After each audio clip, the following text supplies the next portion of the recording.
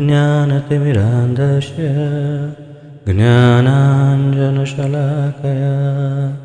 चक्षुरुन्मिलितं येन तस्मै श्रीगुरवे नमः। श्रीचैतन्यमनोभीष्टं स्थापितं येन भूतले स्वयं रूपकदा मह्यं ददाति स्वपदान्तिकं। वन्देऽहं श्रीगुरु श्रीयुतपदकमलं श्रीगुरुन् वैष्णवांश्च श्रीरूपं साग्रजातं सहगण रघुनाथान्वितं तं सजीवं साद्वैतं सावधूतं परिजनसहितं कृष्णचैतन्यदेवं श्रीराधाकृष्णपादान् सहगण ललिता श्रीविशाखान्वितांश्च।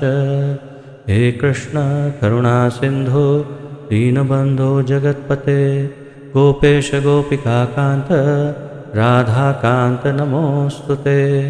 तप्तकाञ्चन गौराङ्गी राधे वृन्दावनेश्वरी वृषभानुसुते देवी प्रणमामि हरिप्रिये।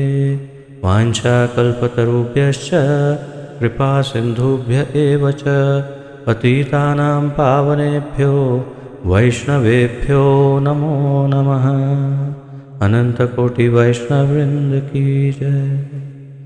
नारायणं नमस्कृत्य नरं चैव नरोत्तमं देवीं सरस्वतीं व्यासं ततो जयमुदीरयेत्। शृण्वतां स्वकथा कृष्ण पुण्यश्रवणकीर्तनः हृद्यन्तस्थो यभद्राणि विद्धुनोते सहस्रतां। नष्टप्रायेषु अभद्रेषु नित्यं भागवतसेवया भगवति उत्तमश्लोके भक्तिर्भवति नैष्ठिकी। ॐ नमो भगवते वासुदेवाय। ॐ नमो भगवते वासुदेवाय। ॐ नमो भगवते वासुदेवाय।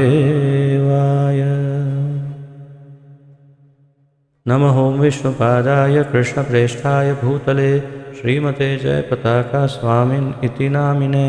नमो आचार्यपादाय निताय कृपाप्रदायने गौरकथाधामदाय नगरग्रामतारिणे।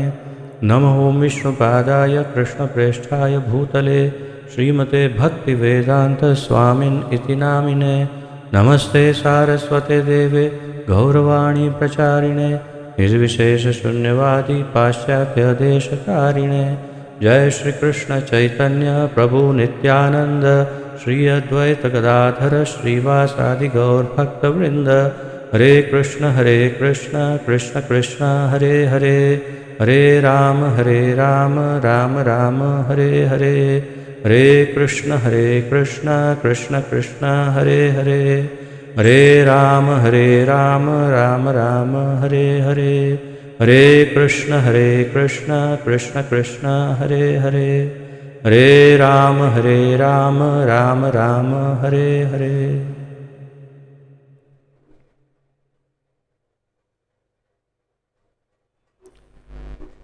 बहुत बहुत स्वागत है आप सबका आज के इस अति दिव्य कार्यक्रम में। बहुत ही विशेष। और आज मैं देख रहा हूँ कि राजकोट से हमारी मामी जी आज इस वर्ग में हैं, तो मैं उनके चरणों में प्रणाम करता हूँ और उनका भी स्वागत करता हूँ तथा सभी भक्तों का स्वागत करते हुए प्रारंभ करते हैं। हम सम्मिलित रूप से श्रीमद् भागवत महापुराण का अध्ययन कर रहे हैं, जिसका आलेखन हमारे इस्कॉन के संस्थापक आचार्य श्रीमद् अभय चरणारविंद भक्तिवेदांत स्वामी श्रील प्रभुपाद जी ने किया है। श्रील प्रभुपाद की जय। तो प्रथम स्कंद के 4 अध्यायों का हमने अध्ययन किया और अब 5वां अध्याय, जहाँ श्री नारद मुनि तथा वेद व्यास जी के मध्य संवाद चल रहा है। हमने देखा कि किस प्रकार उपयुक्त गुरु शिष्य का जो संबंध है उसका श्रेष्ठ उदाहरण यहाँ दोनों प्रस्तुत कर रहे हैं। नारद मुनि श्रेष्ठ गुरु का तथा वेद व्यास जी श्रेष्ठ शिष्य का उदाहरण प्रस्तुत कर रहे हैं तथापि मूल इसका जो इस संवाद का या इस मिलन का जो मूल तत्व है वो है क्यों श्री वेद व्यास जी इतना कुछ, इतने वेद लिखने के पश्चात भी क्यों संतुष्ट या प्रसन्न नहीं है। ये उसका मूल तत्व है। और उस मूल तत्व का, उस मूल विषय का उत्तर आज नारद मुनि देंगे। तो कल का हमारा एक श्लोक शेष था जो वेद व्यास जी बोल रहे हैं, 7वां श्लोक, उसका आज अध्ययन करके फिर हम श्री नारद मुनि से सुनेंगे कि मूल कारण क्या है, क्यों वेद व्यास जी इतने वेदों को लिखने के बाद, ब्रह्म सूत्र लिखने के बाद भी क्यों वे संतुष्ट नहीं हैं, आनंदित नहीं हैं, दुखी क्यों हैं। तो उसका कारण आज हम देखेंगे। तो पहले कल का पुनरावर्तन करते हैं और फिर आज का नया श्लोक प्रारंभ करते हैं।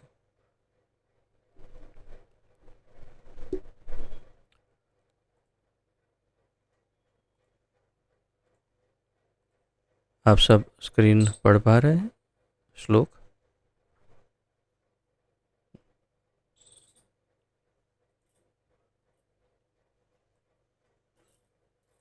तो हमने कल तीसरे श्लोक में पढ़ा, आपकी जिज्ञासाएं पूर्ण हैं और आप अध्ययन भी भली भांति आपका अध्ययन भी भली भांति पूरा हो चुका है। इसमें संदेह नहीं कि आपने एक महान एवं अद्भुत ग्रंथ महाभारत तैयार किया है, जो सभी प्रकार के वैदिक फलों, पुरुषार्थों की विशद व्याख्या से युक्त है। ये कौन कह रहा है? भगवान नारद मुनि कह रहे हैं। और फिर आगे कहते हैं, आपने निराकार ब्रह्म विषयक एवं उससे प्राप्त होने वाले ज्ञान को भी भली भांति लिपिबद्ध किया है। तो इतना सब होते हुए हे मेरे प्रभु, अपने आप को व्यर्थ समझकर हताश होने की क्या बात है? उन्हें कारण पूछ रहे हैं। फिर व्यासदेव उत्तर देते हैं। श्री व्यासदेव ने कहा, आपने मेरे विषय में जो कुछ कहा वह सब सही है या योग्य है। इन सब के बावजूद मैं संतुष्ट नहीं हूँ। अतएव मैं आपसे अपने असंतोष के मूल कारण के विषय में पूछ रहा हूँ, क्योंकि आप स्वयंभू बिना भौतिक माता पिता के उत्पन्न ब्रह्मा की संतान होने के कारण अगाध ज्ञान से युक्त व्यक्ति हैं। अब अपने गुरु का स्तुतिगान करते हुए, और वास्तविक स्तुतिगान, ये नहीं कि झूठ मूठ का उनकी प्रशंसा हो रही है, वास्तविक स्तुतिगान कर रहे हैं और कह रहे हैं, हे प्रभु, जो कुछ भी गोपनीय है वह आपको ज्ञात है, क्योंकि आप भौतिक जगत के सृष्टा तथा संहारक एवं आध्यात्मिक जगत के पालक आदि भगवान की पूजा करते हैं, जो भौतिक प्रकृति के तीनों गुणों से परे हैं। तो परम भगवान, परब्रह्म परमेश्वर श्री कृष्ण का यहाँ पर परिचय दिया, अल्प परिचय, कि परम भगवान जो हैं उनमें क्या गुण हैं। वे भौतिक जगत के और आध्यात्मिक जगत के सृष्टा, तो आध्यात्मिक जगत के पालक हैं, भौतिक जगत के सृष्टा और संहारक हैं, तथा वे भौतिक प्रकृति के तीनों गुणों से परे है, गुणातीत है। तो ये सब उनकी स्तुति, और साथ ही साथ हमने देखा कुछ आचार्यों का मत है कि इसमें गोपनीय रूप से नारद मुनि को भी भगवान ही बता रहे हैं वेद व्यास जी। अब आज के श्लोक में काफ़ी स्पष्ट हो जाएगा कि किस प्रकार वे अपने गुरु श्री नारद मुनि को लगभग भगवत तत्व के साथ उनकी तुलना कर रहे हैं। वो आज के इस श्लोक में स्पष्ट हो जाएगा। तो उसका हम अध्ययन प्रारंभ करते हैं।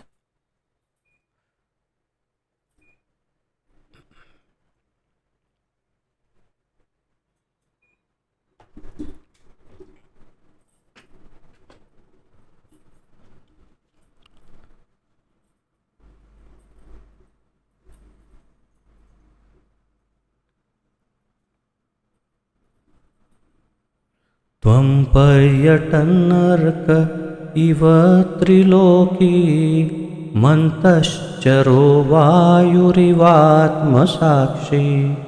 परावरे ब्रह्मणि धर्मतो व्रतैः स्नातस्य मे न्यूनमलं विचक्ष्व त्वं पर्यटन्नर्क इव त्रिलोकीम् अन्तश्चरो वायुरिवात्मसाक्षी परावरे ब्रह्मणि धर्मतो व्रतैः स्नातस्य मे न्यूनमलं विचक्ष्व त्वं पर्यटन्नर्क इव त्रिलोकीम् अन्तश्चरो वायुरिवात्म साक्षी परावरे ब्रह्मणि धर्मतो व्रतैः स्नातस्य मे न्यूनम अमलम विचक्ष्व। शब्दार्थ। त्वम आप पर्यटन विचरण करते हुए, पर्यटन शब्द काफ़ी सामान्य है हिंदी में और अनेक भाषाओं में। पर्यटन पिकनिक या टूर, तो यहाँ पर उसका मूल अर्थ है संस्कृत में कि विचरण करते हुए, यहाँ वहाँ जाते हुए। अर्कः सूर्य, तो अर्कः सूर्य देव का एक नाम है। इव सदृश त्रिलोकिम तीनों लोकों में, अंतः च चरः अंतः चरः प्रत्येक व्यक्ति के हृदय में प्रवेश करने वाले। तो ये सब शब्दों पर थोड़ा ध्यान देना होगा कि ये सब किसके विषय में वर्णन हो रहा है। वायु इव, सर्वव्यापी वायु की भांति, आत्म यानी स्वरूप सिद्ध, साक्षी गवाह, परावरे कार्य तथा कारण के मामले में, ब्रह्मणि ब्रह्म में, धर्मतः अनुशासन संबंधी नियमों के अंतर्गत, व्रतैहि व्रत में, स्नातस्य लीन रहने वाले, में मेरा न्यूनम कमी या दोष, अलम स्पष्ट रूप से, विचक्ष्व खोज निकालें। श्रेष्ठ शिष्य का जो गुण होना चाहिए वो यहाँ पर श्रील भगवान वेद व्यास प्रस्तुत कर रहे हैं, जबकि वे भगवान के अंशावतार हैं, लेकिन फिर भी सामने देख रहे हैं कि नारद मुनि भी भगवान के अवतार हैं और उनके गुरु हैं, तो वे अपने गुरु को योग्य आदर देते हुए अपने आप को अनादर दे रहे हैं। दो बातें हैं यहाँ पर, ये 2 पॉइंट्स है, गुरु को आदर देना और अपने आप को अनादर देना। आप इसको नोट कर सकते हैं कि 2 विशिष्टताएं क्या है। गुरु के साथ जब हम वार्तालाप करते हैं या उनके साथ कोई चर्चा, किसी प्रकार का संवाद करते हैं, तो उसमें मुख्य रूप से उनकी स्तुति से प्रारंभ होता है गुरु की, परंतु साथ ही साथ हमारी अस्तुति या हमारा स्वयं का अनादर, हमारे दुर्गुणों का प्रदर्शन उनके सामने होता है। उससे दोनों बात हो जाती है, एक तो उनकी श्रेष्ठता का परिचय और हमारी निकृष्टता या हमारी तुच्छता का परिचय, ताकि उनकी कृपा, करुणा, उनकी दया, उनके आशीर्वाद हमें प्राप्त हो। इसलिए अपनी कमियों को प्रदर्शित करना ये एक बहुत सुंदर गुण है। आप इससे इस बात को सीख सकते हैं कि किस प्रकार गुरु के साथ संवाद किया जाना चाहिए। तो हम अनुवाद में देखते हैं, स्पष्ट हो जाएगा। वे अपने गुरुदेव को, नारद मुनि को व्यासदेव कह रहे हैं, आप सूर्य के समान तीनों लोकों में विचरण कर सकते हैं और वायु के समान प्रत्येक व्यक्ति के अंदर प्रवेश कर सकते हैं। तो यहाँ 2 गुण नारद मुनि के विशेष यहाँ पर हमें प्रदर्शित हो रहे हैं। एक तो सब जानते हैं, सर्व विदित है ये सत्य कि नारद मुनि तीनों लोकों में जा सकते हैं, ये आप सब जानते हैं, हम सब जानते हैं, और कम से कम टीवी सीरियलों में या फिल्मों में तो देखा ही है, इसलिए पता है कि नारद मुनि कहीं भी आ जा सकते हैं। तो नारद मुनि तीनों लोकों में मुक्त रूप से विचरण कर सकते हैं। उनके पास ऐसे प्रकार का वीज़ा है कि जिसमें उनको कभी कोई रोक टोक नहीं। किसी भी देश में जाओ, किसी भी जगह जाओ, कहीं भी जाओ, कोई चेक नहीं करेगा, देखेगा वो नारद मुनि है, इनके लिए कोई रोक टोक नहीं है। किसी भी लोक में, किसी भी लोक में कभी भी आते जाते रह सकते हैं, ऐसा उनको आशीर्वाद प्राप्त है। और एक अन्य उनका गुण जो हमें ज़्यादातर पता नहीं होता या नहीं है पता, और वो है वायु के समान प्रत्येक व्यक्ति के अंदर प्रवेश कर सकते हैं। तो ये चर्चा का विषय है कि ये कैसा गुण है। चलो वायु का हम उदाहरण स्पष्ट करते हैं पहले, कि जैसे आप सांस भरते हैं तो वायु अंदर जाती है, सांस निकालते हैं वायु बाहर आती है। तो वायु सतत निरंतर आपके भीतर अंदर बाहर करती रहती है। इसी प्रकार आपके हमारे शरीरों में, या आप हमारे हृदयों में, या हमारी चेतना में, या हमारे मन में, इनमें से किसी भी एक में या तो किसी में नारद मुनि प्रवेश कर सकते हैं। इसका अर्थ ये हो रहा है वायु के समान प्रत्येक व्यक्ति के अंदर प्रवेश कर सकते हैं नारद मुनि। तो हमारे जो आचार्यगण हैं, आचार्यगण इसे इस प्रकार समझाते हैं, श्रील विश्वनाथ चक्रवर्ती ठाकुर समझाते हैं कि वास्तव में उनके पास ऐसी यौगिक सिद्धियां हैं कि वे, और यही श्रील वल्लभाचार्य समझाते हैं कि उनकी यौगिक शक्तियों सिद्धियों के कारण वे किसी भी व्यक्ति के अंदर झांक कर देख सकते हैं कि इसके मन में क्या चल रहा है, इसके हृदय में क्या है, उसके अंदर का पूरा विवरण पढ़ सकते हैं। आप सोचिए कि यदि हमारे किसी के पास अगर ऐसी कोई सिद्धि हो कि हम एक दूसरे का मन पढ़ सकें, तब तो पूरा जगत बदल जाएगा। सबसे पहले तो किसी भी प्रकार की कोई गुनाहखोरी, कोई भी अयोग्य वस्तुएं घटित ही नहीं होगी, क्योंकि जैसे ही सामने आएगा वो बोलेगा अरे आप कितने अच्छे हैं, और मन में सोचेगा अरे उसकी वो वस्तु बहुत बढ़िया है। बोले एक मिनट क्या सोच रहा है, मेरी वो वस्तु के सामने देखना भी नहीं, चलो यहाँ से। सब कुछ बदल जाएगा। लेकिन नारद मुनि के अंदर ये यौगिक सिद्धि है कि वे सबको अंदर से पहचान सकते हैं, ये उसका तात्पर्य है। इसीलिए आप सर्वव्यापी परमात्मा के तुल्य हैं।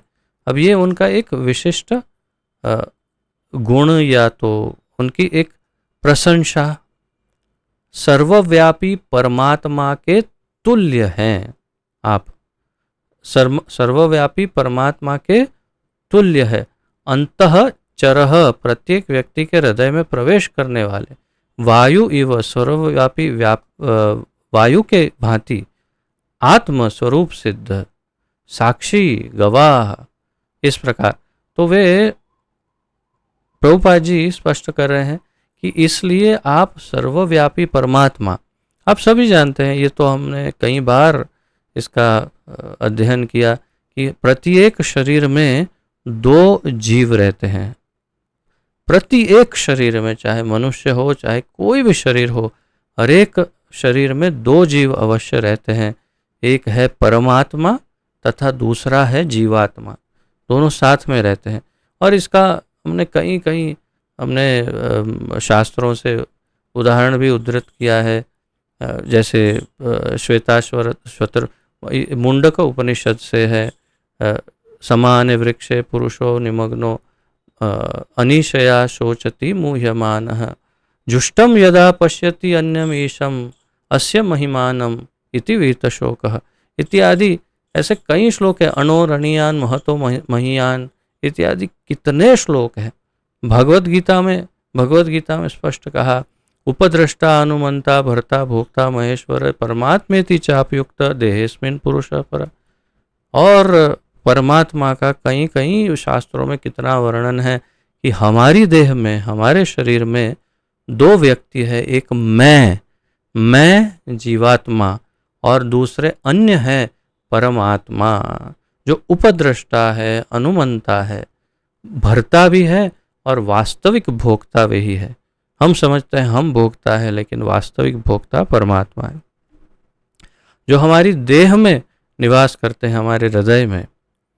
तात्पर्य क्या है कि ये सर्वव्यापी परमात्मा है, वह एक ही, जो जैसे ब्रह्म संहिता में कहा कि गोलोक एव निवसति अखिलात्म भूतौ, यानी गोलोक में तो रहते ही है, वही भगवान परमात्मा बनकर सभी के हृदय में भी रहते हैं। तो ये सर्वव्यापी परमात्मा जैसे हैं, उसकी तुलना की है नारद मुनि के साथ कि आप परमात्मा की तरह सबके अंदर का भेद भी जानते हैं, क्योंकि परमात्मा सब जानते हैं, अंदर रहते हैं। अतः आपसे प्रार्थना है कि नियमों तथा व्रतों का पालन करते हुए दिव्यता में लीन रहने पर भी मुझमें जो कमी हो उसे खोज निकाले। यही सबसे महत्वपूर्ण एक शिष्य का गुण है। क्या गुण है? अतः आपसे प्रार्थना है, गुरुदेव से प्रार्थना निवेदन कर रहे हैं क्या, कि नियमों तथा व्रतों का पालन करते हुए दिव्यता में लीन रहने पर भी, अर्थात आपने कहा, गुरुदेव आपने जो कहा उचित कहा कि नियमों का मैं बहुत दृढ़ता से पालन कर रहा हूँ, व्रतों का पालन कर रहा हूँ, ब्रह्मचर्य व्रत इत्यादि, और बहुत ही कठोर सब नियम पालन करके बहुत ही अच्छी तपस्या कर रहा हूँ, और दिव्यता में लीन रहने पर, प्रभुपाद जी ने यहाँ लिखा है दिव्यता में लीन, ब्रह्मणि, ब्रह्म में। आप अगर ऊपर देखेंगे शब्दार्थ में तो ब्रह्मणि लिखा है, ब्रह्म में। तो यहाँ जहाँ दिव्यता लिखा है प्रभुपाद जी ने, वास्तव में वह ब्रह्मणि, ब्रह्म में है। तो मैं ब्रह्म में लीन रहता हूँ, ऐसा कहना चाह रहे हैं वेद व्यास जी। इसका अर्थ अलग अलग आचार्यों ने अलग अलग प्रकार से किया है। जैसे तात्पर्य में श्रील प्रभुपाद जी कहेंगे कि ये ब्रह्म जो है वो निराकार ब्रह्म की बात, परंतु कुछ आचार्य ऐसे कहते हैं कि ये परब्रह्म परमेश्वर में लीन, ऐसा कहना चाहते हैं, क्योंकि निश्चय ही वेद व्यास जी किस में लीन रहेंगे, तो परम भगवान में ही लीन रहेंगे। निश्चित रूप से जो परब्रह्म परमेश्वर है उसी का ध्यान करेंगे, उन्हीं का ध्यान करेंगे। तो तात्पर्य क्या है कि उन्होंने उनका ध्यान किया, उनमें लीन रहे, लेकिन उनके विषय में कुछ लिखा ही नहीं। प्रॉब्लम यह है कि उन्होंने उनके विषय में कुछ लिखा नहीं, जो आगे के आने वाले श्लोकों में नारद मुनि बताएंगे। तो अतः आपसे प्रार्थना है कि नियमों तथा व्रतों का पालन करते हुए दिव्यता में या ब्रह्म में लीन रहने पर भी मुझ में, ऐसा वेद व्यास जी कह रहे हैं, जो कमी हो उसे खोज निकाले। तो ये मुझ में जो कमी हो उसे खोज निकाले, ये उनकी विनम्रता का प्रदर्शन है कि एक शिष्य अपने गुरु के सामने अपनी तुच्छता इसी तरह प्रकट करना चाहिए कि मुझ में बहुत कमियां हैं, मैं फिर भी देखिए स्पष्ट है, मैं शांत नहीं, सुखी नहीं, आनंदित नहीं, संतुष्ट नहीं, तो निश्चय ही कोई दोष है, लेकिन मैं नहीं देख पा रहा हूँ। जबकि सत्य क्या है, हमने देखा कि चौथे अध्याय के 31वें श्लोक में स्पष्ट हो गया कि उन्हें ध्यान में आ गया है कि भागवत धर्म का प्रचार नहीं करने के कारण, केवल वेद ही वेद की बात करने के कारण, केवल निर्विशेष निर्गुण निराकार सर्वव्यापी ब्रह्म की ही बात करने के कारण, वेदांत सूत्र लिखने के कारण, भगवान की महिमा को न कहने के कारण, भगवान के रूप का वर्णन नहीं करने के कारण वे व्यथित हैं। वो समझ चुके थे, लेकिन उन्होंने ये इस बात को यहाँ नहीं कहा। ये नहीं कहा कि नहीं नहीं, मुझे तो पता है कि मैं क्यों दुखी हूँ, आप कष्ट क्यों कर रहे हैं, मुझे सब पता है। ऐसा नहीं, उन्होंने कहा मुझ में जो कमी हो उसे आप खोज निकाले। आप अंदर भी आते हैं, बाहर से भी जानते हैं, सभी लोक में विचरण करते हैं, मेरे हृदय को भी जानते हैं, तो कृपया मेरे हृदय में देखिए और बताइए, मुझे अंदर बाहर से देखिए। कुछ आचार्यों का मत है, नारद मुनि को व्यासदेव ऐसा कह रहे हैं। श्रील विश्वनाथ चक्रवर्ती ठाकुर ने संवाद की तरह इसका आलेखन किया, नाटक की तरह, कि जैसे यहाँ तो डायलॉग चल ही रहा है दोनों के बीच में, लेकिन उन्होंने कुछ प्रश्नों उत्तरी को आगे बढ़ाया काल्पनिक रूप से, विश्वनाथ चक्रवर्ती ठाकुर ने, कि उसका उत्तर फिर नारद मुनि बोल रहे हैं ऐसा, तो व्यासदेव कह रहे हैं नहीं ऐसा, फिर वो कह रहे हैं ऐसा। तो इस प्रकार तो वे कहते हैं कि उन्होंने कहा कि आप तो बाहर भी हो अंदर भी हो, बाहर से भी मुझे देख सकते हो, अंदर से भी देख सकते हो, हर प्रकार से जानते हो सब कुछ, तो फिर आप बताओ मेरे हृदय में क्या है, प्रॉब्लम क्या है, आप खोज के निकालिए, आप तो सब देख पाते हो। तो इस प्रकार वे गुरु की स्तुति भी कर रहे हैं, उनके गुण भी प्रदर्शित कर रहे हैं, तथा अपनी निम्नता, निकृष्टता, अपनी तुच्छता को भी प्रदर्शित कर रहे हैं। ये गुण है।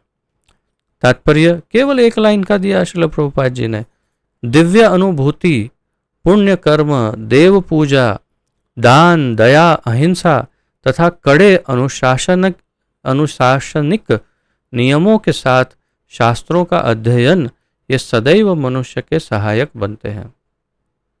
ये सब मनुष्य के सहायक हैं। क्या? दिव्य अनुभूति, पुण्य कर्म, देव पूजा, दान, दया, अहिंसा तथा कड़े अनुशासनिक नियम। जैसे हम 4 नियम का पालन करते हैं, इस्कॉन के सभी भक्त बिल्कुल कड़ा पालन, एकदम स्ट्रिक्ट, कि हम 4 नियम पालन करते हैं।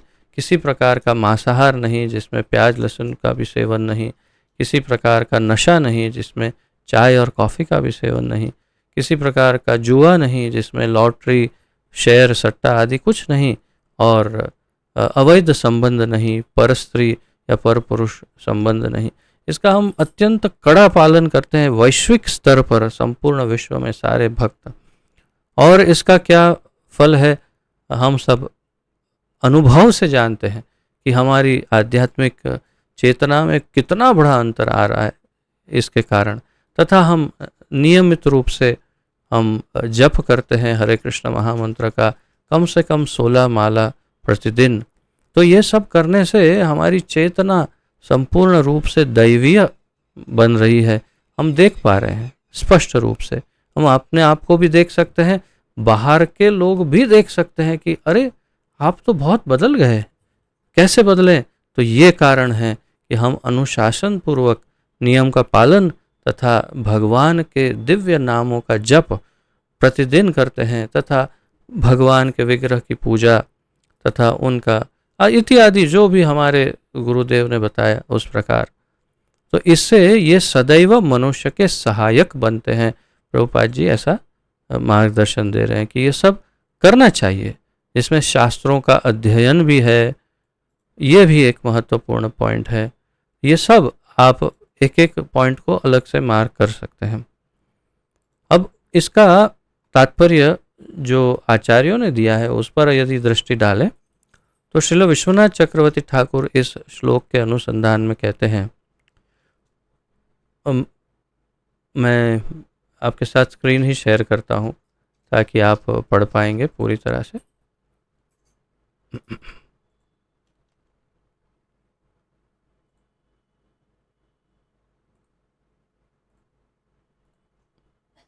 तो श्रील विश्वनाथ चक्रवर्ती कहते हैं, मूल पुरुष सर्वोच्च भगवान जगत को लाभ देने के लिए आपके रूप में अवतरित हुए हैं। वे अपने गुरु की स्तुति इस प्रकार कर रहे हैं, ऐसा कहना चाहते हैं श्री विश्वनाथ। क्या कहते हैं? मूल पुरुष परम भगवान श्री कृष्ण जो हैं, सर्वोच्च भगवान, जगत को लाभ देने के लिए आपके रूप में अवतरित हुए हैं। आज कृपया मेरी मदद करें। आप सूर्य की तरह तीनों लोकों में विचरण करते हैं, जो सब कुछ देखता है, और जीवन वायु की तरह जो बुद्धि यानी आत्मसाक्षी के कार्यों को जानकर भीतर चलती है।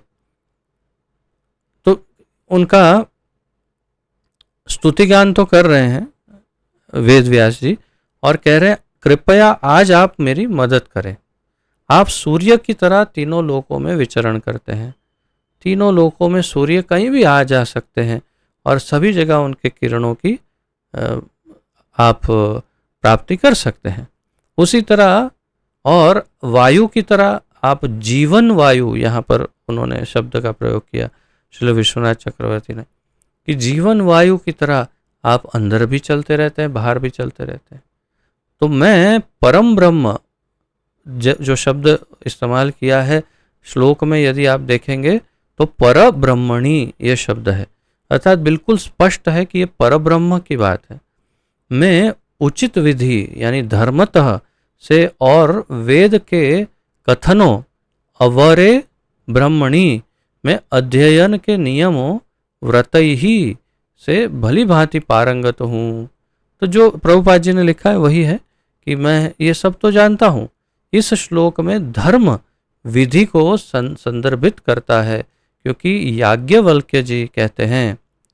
अब ये याज्ञवल्क्य जी के आलेखन से यहाँ पर और अधिक समझा रहे हैं धर्म शब्द को। इस श्लोक में धर्म विधि को संदर्भित करता है, और श्रील श्रीधर स्वामी ने जो लिखा है वही श्रील विश्वनाथ चक्रवर्ती ठाकुर ने रिपीट किया है। श्रील श्रीधर स्वामी ने यही बात लिखी है, अब जो आने वाला है वही सब श्रील विश्वनाथ चक्रवर्ती रिपीट करते हैं और कहते हैं इज्याचार दमाहिंसा दान स्वाध्याय कर्मणाम अयम तु परमो धर्मो यत योगेनात्म दर्शनम। सर्वोच्च धर्म जिसके द्वारा कोई व्यक्ति आत्मा का अनुभव कर सकता है, उसमें जो सर्वोच्च धर्म जिसमें आत्मा का अनुभव या आत्म साक्षात्कार हो सकता है, उसमें क्या क्या आता है? पूजा, उचित आचरण, इंद्रियों पर नियंत्रण, अहिंसा, दान और अध्ययन सम्मिलित हैं। तो याज्ञवल्क्य स्मृति 1.8 से ये लिया गया है। तो यही बात प्रभुपाद जी ने भी अपने तात्पर्य में लिखी है, जो इतना ही पाठ, और ये बहुत महत्वपूर्ण है एक साधक के लिए। और फिर अंत में विश्वनाथ चक्रवर्ती कहते हैं यह पर्याप्त अलम है, अलम शब्द का प्रयोग है, यह पर्याप्त है लेकिन यह अभी भी अपर्याप्त न्यूनम है, कृपया इस सब पर विचार करें। तो उन्होंने ये जो है ये डायलॉग वे व्यासदेव की ओर से बोल रहे हैं। विश्वनाथ चक्रवर्ती क्या कह रहे हैं? यह पर्याप्त है, ये सब जो मैंने कर लिया है ऑलरेडी, क्या क्या जैसे पूजा, उचित आचरण, इंद्रियों पर नियंत्रण, अहिंसा, दान, अध्ययन इत्यादि, परंतु फिर भी यह अपर्याप्त है। क्यों? क्योंकि देखिए फिर भी मैं अशांत हूँ इतना करने पर भी मेरा चित्त शांत नहीं, मुझे संतोष नहीं, तो कृपया इन सब पर विचार करें। ऐसे कह करके श्रील विश्वनाथ चक्रवर्ती व्यासदेव की ओर से कह रहे हैं। आगे बढ़ते हैं।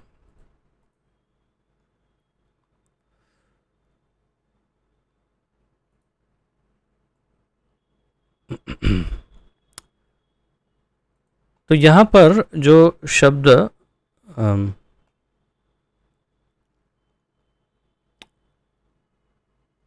देखिए यहाँ पर है न्यूनम और अलम। तो ये सब मैं जानता हूँ लेकिन फिर भी ये कम है, यानी मैं नहीं जानता हूँ। कितना सुंदर ढंग से इन शब्दों से बिल्कुल सुंदर रूप का से इसका अर्थघटन प्रस्तुत कर रहे हैं विश्वनाथ चक्रवर्ती ठाकुर। हम अपने आप अपने दिमाग से कभी इस प्रकार का विवरण नहीं कर सकते, क्योंकि हम सामान्य जीव हैं। परंतु श्रील विश्वनाथ चक्रवर्ती ठाकुर, श्रील श्रीधर स्वामी, श्रील जीव गोस्वामी, श्रील वल्लभाचार्य, ये सब, और श्रील प्रभुपाद जी, ये सब महाभागवत भक्त हैं, शक्ति प्रदत्त हैं, परंपरा के बड़े महत्वपूर्ण आचार्य हैं। इसलिए उनके पास ऐसी दिव्य दृष्टि है जिससे वे इन शब्दों का खेल योग्य रूप से हमें प्रदर्शित कर सकते हैं। तो हम कब नहीं सोच सकते कभी इस प्रकार, तो जो उन्होंने प्रस्तुत किया। अब नारद मुनि अपने शिष्य, प्रिय शिष्य श्रील वेद व्यास जी को 2 श्लोकों में, आने वाले 2 श्लोकों में ये स्पष्ट करेंगे कि क्या कमी रह गई, क्या प्रॉब्लम हुआ, क्यों आप दुखी हैं, खिन्न हैं। खिलम यानी यहाँ पर बताया है, ये शब्द है, इसका हम पहले उच्चारण करते हैं, इसके पश्चात इसका अध्ययन करते हैं, आचार्यों के दृष्टिकोण से भी देखेंगे आवश्यकता पड़ने पर।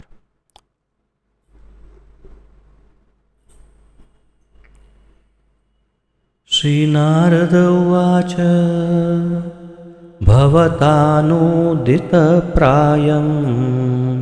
यशो भगवतो मलं येनैवासौ न तुष्येत मन्ये तद्दर्शनमखिलम्। श्रीनारद उवाच भवतानुदितप्रायं यशो भगवतो मलं येनैवासौ न तुष्येत मन्ये तद्दर्शनमखिलम्। श्री नारद उवाच भवतानुदितप्रायं यशो भगवतो अमलं येनैवासौ न तुष्येत मन्ये तद्दर्शनमखिलम्। शब्दार्थ। तो यहाँ 8वें श्लोक से लेकर के 22वें श्लोक तक नारद मुनि विविध रूप से ये समझाते हैं कि कृष्ण की लीलाओं का महत्व क्या है। अगर आपने कृष्ण का ही वर्णन नहीं किया, जो परम भगवान है, जो परब्रह्म परमेश्वर है, जो सभी ईश्वरों के ईश्वर है, जो मूल तत्व है, उस मूल तत्व परब्रह्म परमेश्वर भगवान श्री कृष्ण का वर्णन नहीं किया, उनके गुणों का, उनकी दिव्य लीलाओं का वर्णन नहीं किया, तो क्या कमी रह गई, ये आने वाले 2 श्लोक में कहेंगे, 8 और 9। और उनके वर्णन से क्या क्या हो सकता है, उसका क्या महत्व है, वो सब 22 श्लोकों तक, 22वें श्लोक तक नारद मुनि समझाते रहेंगे। तो आइए इसका अर्थघटन देखते हैं। शब्दार्थ। श्री नारद उवाच, श्री नारद ने कहा, भवता। तो यहाँ फिर से हमारे हिंदी अनुवादक जी ने बहुत भारी भूल की है।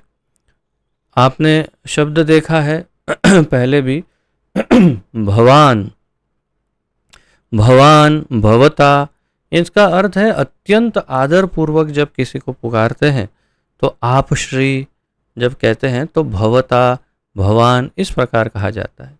और उन्होंने, अनुवादक जी ने लिखा है तुम्हारे द्वारा, लेकिन ये संपूर्ण रूप से अयोग्य है, आप के द्वारा ऐसा होना चाहिए। तो भवता, तो नारद मुनि अपने शिष्य व्यास देव को पहचानते हैं, मेरे शिष्य हैं लेकिन ये भगवान के अंश अवतार हैं, इसलिए वे उनको संपूर्ण आदर देते हुए कहते हैं भवता, आप के द्वारा, अनुदित प्रायम, प्रायः अप्रशंसित, यशः महिमा, भगवतः भगवान की, अमलम निष्कलंक निर्मल। अमल शब्द बड़ा सामान्य है, सब जानते हैं। अमल, मल से रहित, मल यानी गंदा, और अमल जिसमें मल ना हो, कलंक, कलंक ना हो, या निर्मल, निष्कलंक, ये न जिससे, एव निश्चय ही, असौ वे भगवान। तो उनके विषय में जब कहना है आदरपूर्वक, तो भगवान के विषय में असौ ऐसे, तो वे भगवान, न नहीं, तुष्येत प्रसन्न होते हैं, होता लिखा है यहाँ प्रसन्न होते हैं, यह अनुवादक जी का बड़ा प्रॉब्लम है। प्रसन्न होते मन्ये मैं सोचता हूँ, तत् उस दर्शनम दर्शन को, खिलम निम्न। यह खिलम का अर्थ निम्न बताया है। आचार्य गण दुख या निराशा या अप्रसन्नता, इस प्रकार वर्णन, अलग अलग वर्णन कर रहे हैं सभी आचार्य। तो खिलम यानी निम्न या लो स्पिरिट में, दुखी, बिल्कुल डिप्रेस्ड, ऐसे कंडीशन। श्री नारद ने कहा, वास्तव में आपने भगवान की अलौकिक तथा निर्मल महिमा का प्रसार नहीं किया। जो दर्शन शास्त्र परमेश्वर की दिव्य इंद्रियों को तुष्ट नहीं कर पाता, वह व्यर्थ समझा जाता है। नारद मुनि ने पहले ही वाक्य में बिल्कुल स्पष्ट कह दिया। यहाँ प्रभुपाद जी ने लिखा है, आपने भगवान की अलौकिक कथा, और यहाँ पर अगर आप देखेंगे, अलौकिक, भगवान की अलौकिक तथा निर्मल महिमा, तो जैसे उन्होंने कहा है भगवान की अलौकिक तथा निर्मल महिमा, और यहाँ पर आप देखेंगे शब्दार्थ में भगवतः, भगवान की, तो यहाँ भगवतः शब्द है, इसलिए प्रभुपाद जी ने भगवान लिखा है।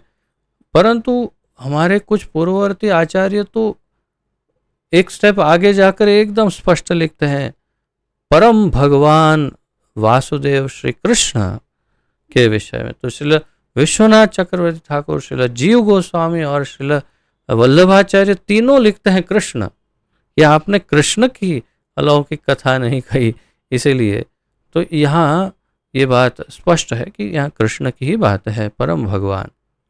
तो आपने वास्तव में भगवान की अलौकिक तथा निर्मल महिमा का प्रसार नहीं किया, ये मूल कारण है। इसलिए मैं इसे मार्क करता हूँ इस प्रकार।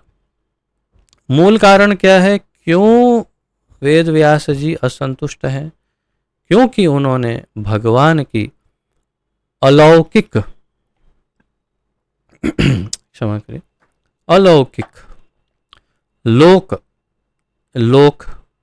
अलौकिक यानी इस लोक का ना हो वो, यानी दिव्य, अर्थात जो सामान्य रूप से मनुष्यों में जो घटित नहीं हो सके, ऐसी जो घटना है उसे अलौकिक कहते हैं, या चमत्कारिक, या तो अलग अलग ऐसी प्रकार की जो हम सामान्य रूप से नहीं जानते या देखते। तो निश्चय ही कृष्ण की सारी जो भी उनकी लीलाएं हैं अति दिव्य और अति अलौकिक हैं। जैसे कि श्री गिरिराज जी का धारण करना, उन्होंने 7 दिवस तथा 7 रात्रि तक उस 7 वर्ष के बालक ने अपने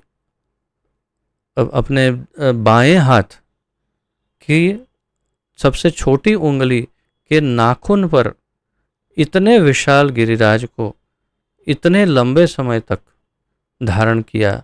ये भी नहीं कि उंगली बदली हो, कि ये उंगली थोड़ी थक गई अब ये उंगली से, ऐसा उन्होंने उंगली भी नहीं बदली, हाथ नहीं बदला, कभी अपना हाथ दबाया नहीं कि अरे दुख रहा है यार थोड़ा, कुछ भी नहीं, और हंसते रहे, बंसुरी बजाते रहे। ये अलौकिक घटना है। और साथ ही साथ उन्होंने इतने असुर मारे हैं कि जिसकी सूची में हमारे आचार्यगण लिखते हैं कि एक दिन में कम से कम 3 असुर मारते थे, सुबह दोपहर शाम, अर्थात जैसे 3 टाइम गोली खाते हैं ना, सुबह दोपहर शाम, खाने के बाद एक एक गोली, ऐसे 3 टाइम एक एक असुर मारते थे। ये उनका नित्य क्रम था। और जैसे मैंने आपको व्यक्त किया था कि जब वे मथुरा जाने के एक दिन पूर्व सुबह उन्होंने केशी का वध किया, दोपहर को व्योमासुर का वध किया, शाम को अक्रूर जी से मिले और दूसरे दिन मथुरा चले गए। तात्पर्य यह है कि ये अलौकिक नहीं है, क्या है ये। और फिर उनका गोपियों के साथ जो अति दिव्य संबंध है, वे 11 वर्ष के थे तब तो वे चले गए थे, 11.5 वर्ष के आसपास मथुरा चले गए थे। इतना छोटा बालक, उनकी दिव्य लीलाएं गोपियों के साथ, और कुछ महामूर्ख, कुछ महा आसुरी प्रकृति के लोग इस पर दोषारोपण करते हैं कि वे ऐसा है वैसा है। वो महामूर्ख ही नहीं, महा आसुरी प्रकृति के हैं, और निश्चय ही जो इस प्रकार का दोषारोपण करते हैं भगवान पर, वे अत्यंत दुखी और बहुत ही अधिक यातना भोगते हैं, इसमें कोई संशय ही नहीं है। परंतु जो भगवान की दिव्यता को पहचानते हैं, जो उनके सामने नतमस्तक होते हैं कि हाँ ये भगवान है और ये उनकी दिव्यता है और ये उनकी दिव्य लीलाएं हैं, और अब उनकी आयु भी तो देखो, ये सब जो समझते हैं वे परम सुखी रहते हैं, सदैव संतुष्ट और सुखी रहते हैं। तो ये यहाँ पर अलौकिक दिव्य लीलाओं की बात है। ये दिव्य लीलाएं तो लिखी ही नहीं आपने, नारद मुनि कह रहे हैं, ये सब भगवान की दिव्य लीलाओं का वर्णन ही नहीं किया। तथा उनकी निर्मल महिमा, महिमा यानी जश, यश। अब कौन कौन यशस्वी हो सकता है, कौन किसका किसका यश हो सकता है? तो फिल्म स्टार, आपके नेता, फिर बड़े बड़े डॉन, जैसे ये वो ऐसे बड़े बड़े डॉन, अंडरवर्ल्ड के डॉन, और साधु संत, आचार्यगण, ऋषिगण, सभी का यश है, लेकिन किसका यश अमल है, निर्मल है? तो जो साधु है, संत है, इन सब का यश निर्मल होता है। भगवान का निर्मल यश है, क्योंकि वे परम भगवान है। तो वास्तव में आपने भगवान की अलौकिक तथा निर्मल महिमा का प्रसार नहीं किया, ये मुख्य कारण है। जो दर्शन शास्त्र अर्थात जैसे ब्रह्म सूत्र या वेदांत सूत्र या वेदों में परमेश्वर की दिव्य इंद्रियों को तुष्ट नहीं कर पाता, वह व्यर्थ समझा जाता है। और जो कुछ भी भगवान की दिव्य इंद्रियों को तुष्ट नहीं कर पाता, उसे व्यर्थ समझना चाहिए। ऋषिकेन ऋषिकेश सेवनम भक्तिर उच्यते। ऋषिकेन ऋषिकेश सेवनम, अपनी इंद्रियों द्वारा भगवान की सेवा।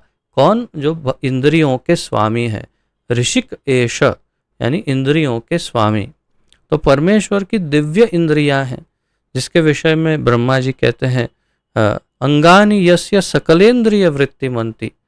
उनके अंग भगवान के कृष्ण के अंग एक दूसरे का कार्य कर सकते हैं, इतने दिव्य होते हैं। आंखों से खा सकते हैं, कान से सूंघ सकते हैं, जिह्वा से देख सकते हैं, सभी एक दूसरी इंद्रियां एक दूसरे का कार्य कर सकती है, सभी इंद्रियां सभी कार्य कर सकती है। ऐसे होते हैं भगवान।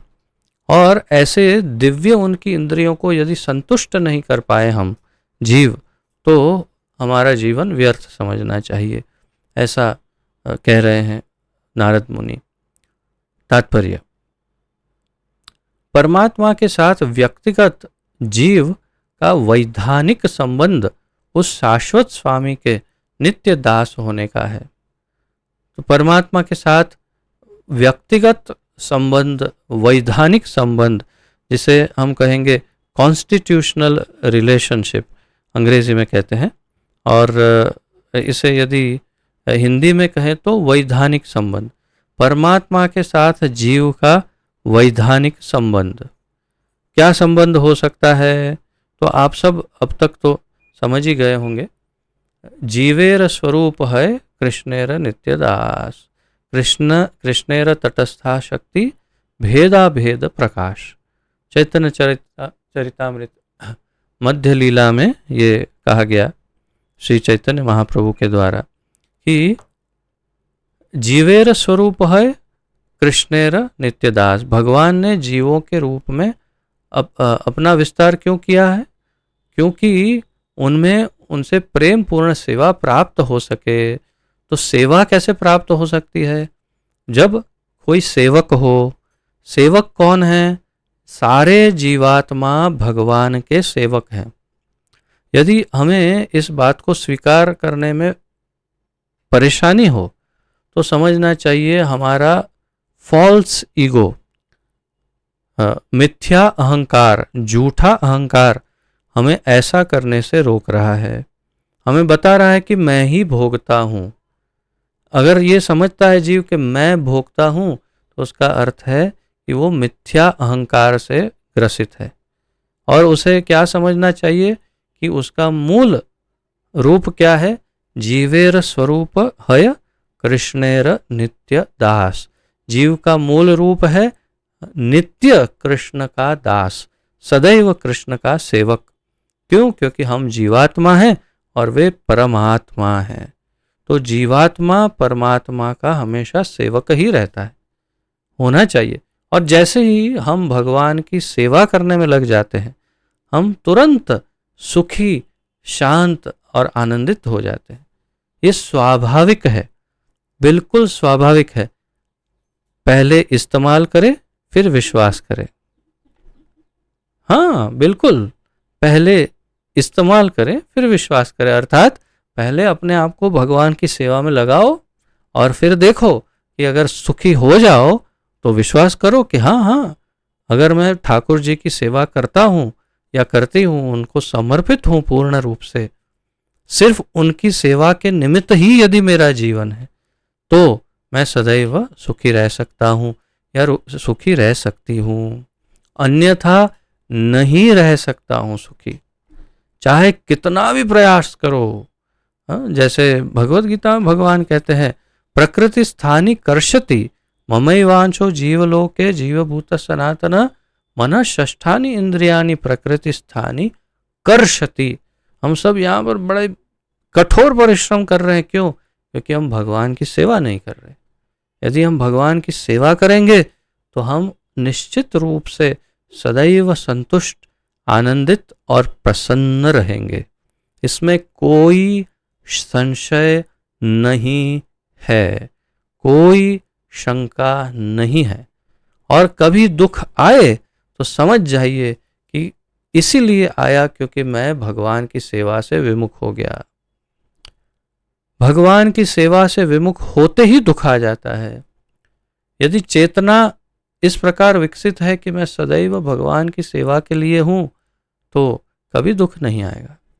परंतु चेतना में यह है कि मैं कैसे सुख प्राप्त करूं, तो दुख ही दुख आना निश्चित है। क्योंकि हमारा स्वभाव भगवान की सेवा करना है। मूल रूप से जीवेर स्वरूप है कृष्णेर नित्यदास। और क्यों? महाप्रभु कहते हैं, कृष्णेर तटस्था शक्ति भेद अभेद प्रकाश। अर्थात हम कृष्ण की तटस्था शक्ति हैं, अर्थात अंतरंगा और बहिरंगा शक्ति के मध्य तटस्था शक्ति, जो आप जानते हैं, इसकी चर्चा हम कई बार कर चुके हैं। तो हम भगवान की तटस्था शक्ति हैं और भेद और अभेद प्रकाश, अर्थात हम भगवान के जैसे भी हैं और भगवान जैसे नहीं भी है। अर्थात हमारा तत्व तो सच्चिदानंद है, सत चित आनंद। क्यों? क्योंकि हम भगवान के अंश हैं, इसलिए मटेरियल तो वही है, उसी मटेरियल के बने हैं। परंतु बहुत बड़ा अंतर है। भगवान सूर्य हैं, हम सूर्य की किरणों की तरह। भगवान अग्नि हैं, हम अग्नि शिखाओं की तरह। भगवान समुद्र है, हम समुद्र की कुछ बूंदों की तरह है। तो हमारा अंतर इतना विशाल है कि हम कभी भगवान नहीं हो सकते। ये अंतर सदैव था, है और बना ही रहेगा सदैव। ये अंतर कभी नहीं मिटेगा। हम कभी भगवान नहीं बनेंगे। इस बात को बिल्कुल एकदम स्पष्ट समझ लेना चाहिए। यदि हम इस बात को समझ लेते हैं तो समझिए कि हम भगवान के दासत्व को स्वीकार कर लेंगे। और यदि हम उनका दासत्व स्वीकार करते हैं तो सदैव प्रसन्न रहेंगे, उसमें कोई संशय नहीं है। मैं ये मेरे व्यक्तिगत अनुभव से भी कह रहा हूँ व्यक्तिगत अनुभव से कि कभी दुख आएगा ही नहीं जीवन में, कोई चिंता आएगी ही नहीं जीवन में। आश्चर्य होगा परंतु सालों साल बीत जाएंगे लेकिन ना कोई दुख आएगा ना कोई चिंता आएगी। व्यक्तिगत अनुभव से कह रहा हूँ। ये भगवान की निस्वार्थ संपूर्ण शरणागति और सेवा का प्रतिफल है। तो भगवान ने जीवों के रूप में अपना विस्तार इसलिए किया है।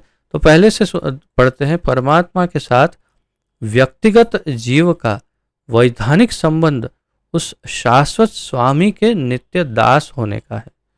तो हमारा मूल संबंध जो है भगवान के साथ उनके दास होने का है, और वो भी व्यक्तिगत है, 1 to 1, अर्थात मैं और मेरे भगवान और मेरे भगवान का मैं दास।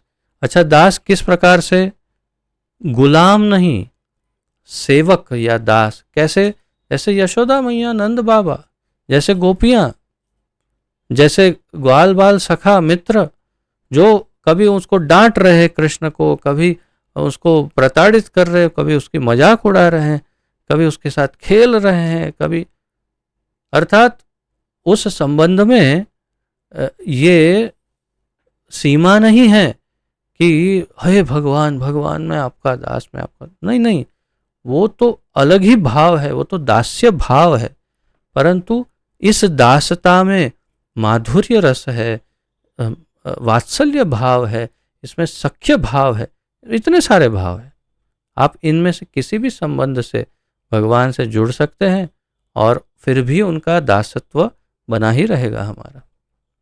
तात्पर्य यह है कि गुलाम नहीं बनना है भगवान के, उनके साथ प्रेम का संबंध जोड़ना है। भगवान ने जीवों के रूप में अपना विस्तार इसलिए किया है कि उन्हें उनसे प्रेम पूर्ण सेवा प्राप्त हो सके और इससे भगवान तथा जीव दोनों को संतोष प्राप्त हो सकता है। तो इसे हम कैसे मार्क करें? मुझे तो वही गोल्डन कोई इसमें होता कितना अच्छा रहता, गोल्डन है नहीं, बहुत पछता रहा हूँ, इसलिए कभी कभी अलग अलग कलरों से मार्क करता हूँ। सबसे महत्वपूर्ण, भगवान ने हमें क्यों उत्पन्न किया या प्रकट किया है जीवों को? ताकि वे हमारे साथ प्रेम पूर्ण संबंध जोड़ सके, विविध प्रकार के प्रेम पूर्ण संबंध, दास्य भाव, सख्य भाव, वात्सल्य भाव, माधुर्य भाव, या तो जिसे प्रेम संबंध कहते हैं। तो इसे अनेक प्रकार के संबंध भगवान के साथ हो सकते हैं। इसीलिए भगवान ने हमारा विस्तार किया, और इससे क्या होगा?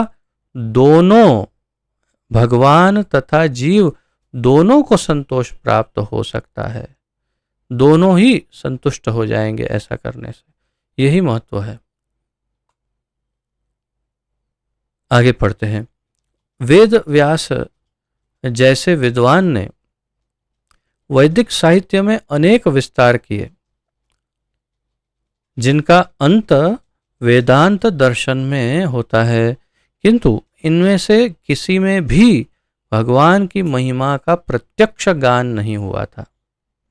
भगवान वेद व्यास ने बहुत सारा, अब चर्चा कर चुके हैं हम कि कितना क्या क्या नहीं लिखा उन्होंने। वो जो भी लिखा है उनमें कहीं भी भगवान की महिमा का विस्तार नहीं किया। तो क्या हुआ इससे?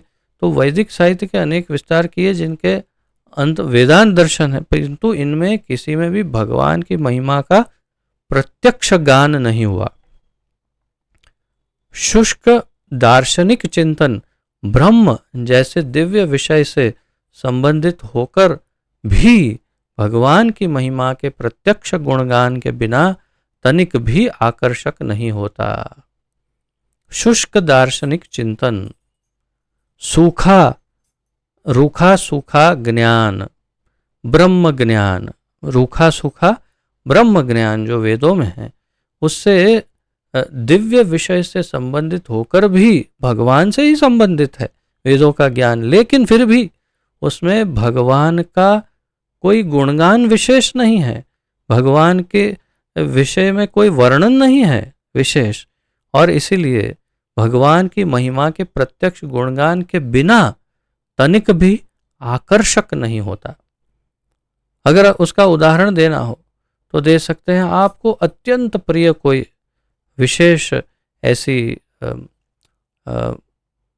रेसिपी हो, कोई ऐसी वस्तु की जो आपको बहुत अत्यंत प्रिय, आपकी ऐसी रेसिपी हो कि जैसे मान लो अ, अ, क्या प्रिय क्या है आपको, आप सोचिए उसके बारे में, कल्पना कीजिए सबसे अधिक प्रिय। तो कोई कहेगा भेल, एक उदाहरण, पानी पूरी, या पाव भाजी या पिज़्ज़ा, कुछ भी। अब आपकी वो भेल है या पानी पूरी है या पाव भाजी है, उसके अंदर नमक नहीं डाला है, तो आपको कितना आनंद आएगा। संपूर्ण पाव भाजी आपको लगेगा गटर में फेंक दो, क्या है, क्या कोई फायदा ही नहीं, मज़ा ही नहीं आ रहा है।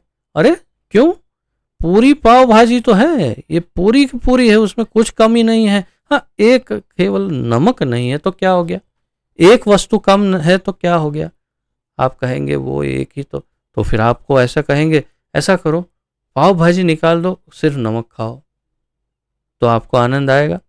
आप कहें नहीं, इसमें भी आनंद नहीं आएगा। सिर्फ नमक खाने में आनंद नहीं, सिर्फ पाव भाजी बिना नमक का खाने में आनंद नहीं, परंतु उसको योग्य मात्रा में उसमें मिश्रित करने पर जो आनंद आता है, उससे आप संपूर्ण संतुष्ट हो जाते हैं।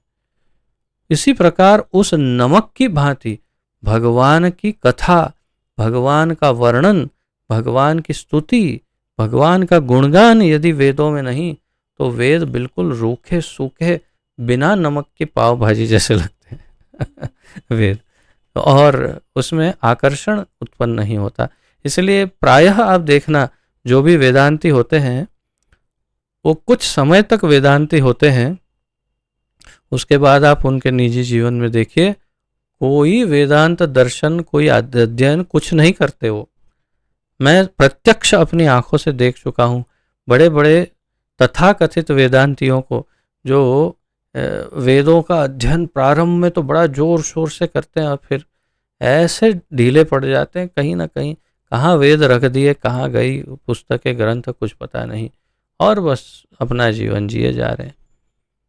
एक सन्यासी हमारे संपर्क में हैं, बड़े निकटतम संपर्क में, उन्होंने मायावाद से सन्यास ग्रहण किया, वैष्णव नहीं है, अवैष्णव सन्यासी। तो उन्होंने अर्थात बहुत ही विशेष सन्यास ग्रहण करना, तो आप जानते हैं सब कि कोई इतना सामान्य बात नहीं है। अत्यंत विशेष, बहुत ही विशेष गुरु से बहुत ही विशेष दीक्षा ग्रहण करके वे सन्यासी बने। तो एक दिन अचानक अनायासी, और फिर वो थोड़े पढ़े लिखे हैं, तो फेसबुक पर उन्होंने अपनी प्रोफाइल क्रिएट की है। तो एक दिन मैं उनकी फेसबुक प्रोफाइल पर पहुंच गया अचानक अनायासी, और देखा तो पूरे जगत भर के समाचार, यहाँ पर ये हुआ, इसने ऐसा किया, आज मैंने ऐसा किया, आज मैं यहाँ गया, मैं आज वो किया, मैं आज, न भगवान की बात, न वेदों की बात, न ब्रह्म की बात, न कुछ भी नहीं उनके फेसबुक प्रोफाइल पर, सिर्फ लौकिक बातें। क्यों, यही तो स्पष्ट हो रहा है कि स्वामी जी जागिए, उठिए और वैष्णव बन जाइए, ठाकुर जी को अपने आप को समर्पित करिए। क्यों अपना जीवन व्यर्थ कर रहे हैं? अगर यही सब करना था तो सन्यास क्यों धारण किया है? ये दुर्दशा हो जाती है जब भगवान की दिव्यता, उनके दिव्य गुण, उनके गुणगान का आस्वादन नहीं करते, तो ऐसा रूखा सूखा जीवन हो जाता है और फिर कहीं इधर उधर भटक जाते हैं। प्रभुपाद जी आगे कहते हैं, दिव्य अनुभूति के लिए भगवान अंतिम शब्द हैं। दिव्य अनुभूति का अंतिम शब्द है भगवान। अर्थात यदि कोई कहता है कि मैं आध्यात्मिक जीवन जी रहा हूँ, अच्छा ठीक है, तो उसमें कोई परम लक्ष्य की बात करता है, परम अनुभूति, दिव्य अनुभूति आध्यात्मिक जीवन की, तो क्या है? तो दिव्य अनुभूति के लिए भगवान ही अंतिम शब्द है। अर्थात जब तक भगवान के साथ संबंध नहीं जुड़ेगा तब तक वो परम दिव्य अनुभूति कभी नहीं होगी। निराकार ब्रह्म या अंतर्यामी परमात्मा के रूप में परम की अनुभूति उतना दिव्य आनंद प्रदान करने वाली नहीं होती जितनी कि उनकी महिमा की साक्षात अनुभूति होती है। बहुत ही बहुत महत्वपूर्ण बात है। निराकार ब्रह्म या अंतर्यामी परमात्मा के रूप में परम की अनुभूति उतनी दिव्य आनंद प्रदान करने वाली नहीं होती। निराकार ब्रह्म में तो कैवल्य आनंद मिल सकता है। वो कैवल्य आनंद क्या आनंद है? कुछ नहीं, थोड़ी सी दिमाग में शांति हो जाएगी, थोड़ा सा शायद हंस देगा तो कहेगा हाँ हाँ कैवल्य आनंद कैवल्य। कुछ है ही नहीं, तत्व ही नहीं है तो आनंद क्या मिलेगा? सब्जेक्ट के बिना आनंद कैसे मिलेगा? Without the subject how can you enjoy? बिना विषय के आनंद एंजॉयमेंट कैसे उत्पन्न हो सकता है? विषय ही कुछ नहीं है। क्या है विषय? निराकार, निर्गुण, सर्वव्यापी, खोया हुआ कुछ बादल सा ब्रह्म। अब उसमें आप कहोगे कि आनंद कैसे मिलेगा? और फिर परमात्मा, हमारे हृदय में विराजमान परमात्मा के साथ भी आनंद का की एक सीमा हो सकती है, परंतु परम भगवान साक्षात परब्रह्म परमेश्वर श्री कृष्ण, उनके साथ के जो संबंध, उनकी दिव्य लीलाएं, उनका वर्णन, उसमें जो आनंद है वो आनंद अन्य किसी में नहीं मिल सकता। इसलिए प्रभुपाद जी कह रहे हैं कि उतना दिव्य आनंद प्रदान करने वाली नहीं होती ये सब बातें, परंतु जितनी उनकी महिमा की साक्षात अनुभूति होती है। और उसकी अनुभूति साक्षात वो भी वेदांत दर्शन के संकलनकर्ता स्वयं व्यासदेव हैं, किंतु इसके रचयिता होते हुए भी वे विचलित हैं। ये हमारे जो पूर्ववर्ती आचार्यों ने लिखा है उसी से प्रभुपाद जी ने ये लिया है। तो पूर्ववर्ती आचार्य भी यही कह रहे हैं कि व्यासदेव ने सब लिखा। जैसे मैंने आपको बताया, विश्वनाथ चक्रवर्ती ठाकुर डायलॉग के रूप में व्यासदेव को नारद मुनि की ओर से कह रहे हैं। ये कहते हैं अरे आपने ये सब लिखा लेकिन आपको तो आनंद नहीं आया। आपको आनंद नहीं आया तो ये पढ़ने वालों को आनंद कैसे आएगा? जो पढ़ने वालों को आनंद नहीं आएगा, आपको आनंद नहीं आ रहा है, तो इसका क्या फायदा? ये तो सब वेस्ट हो गया, व्यर्थ हो गया। आपने जो लिखा वो सब बेकार हो गया। ऐसा तात्पर्य है कि वेदांत दर्शन वेद ये सब उसमें कुछ फायदा नहीं हुआ, सब व्यर्थ हो गया।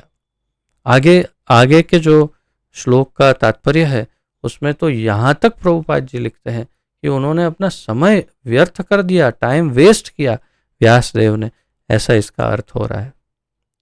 तो अतएव उस वेदांत के पाठक तथा श्रोता उससे कौन सा दिव्य आनंद प्राप्त कर सकेंगे जिसकी प्रत्यक्ष व्याख्या व्यासदेव ने की ही नहीं। तो प्रभुपाद जी कह रहे हैं कि जब आपको नहीं मिला आनंद तो आपके पाठक या जो इसका अध्ययन करते हैं उनको कैसे आनंद मिलेगा? यहीं पर आवश्यकता प्रतीत हुई कि रचनाकार वेदांत सूत्र की व्याख्या श्रीमद् भागवत के रूप में करे।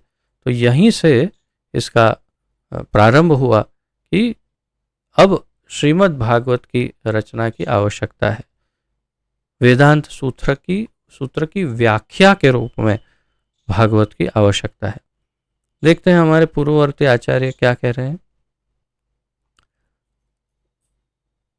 तो श्रील जीव गोस्वामी विशेष रूप से इस श्लोक के विषय में कहते हैं, मुझे लगता है कि ब्रह्म सूत्र लिखना अपर्याप्त है क्योंकि इसमें कृष्ण की महिमा का वर्णन नहीं है और इसके बजाय ब्रह्म ज्ञान प्रस्तुत किया गया है।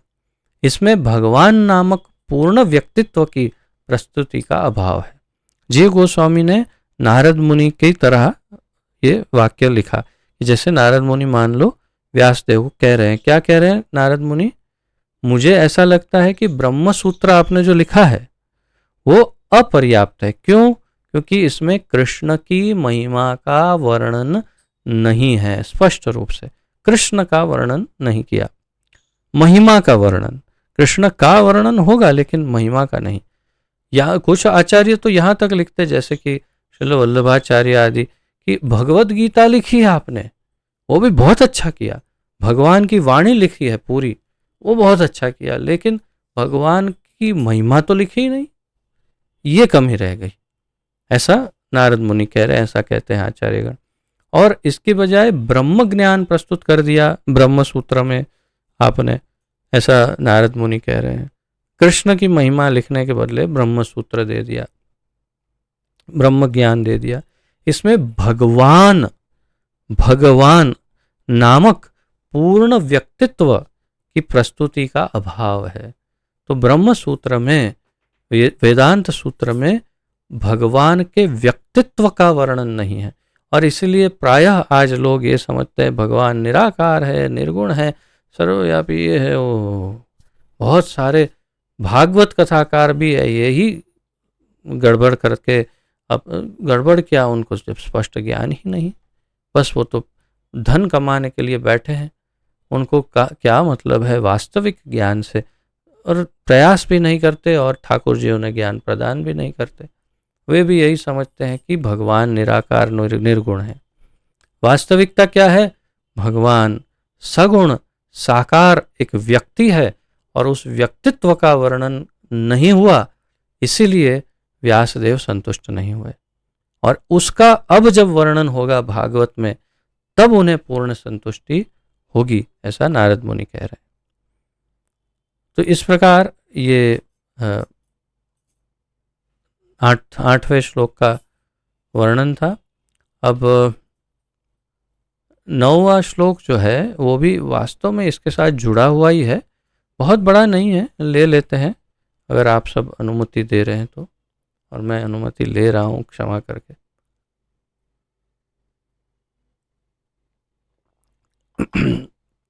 अनुमति दे दीजिए, ऐसी प्रार्थना कर रहा हूँ।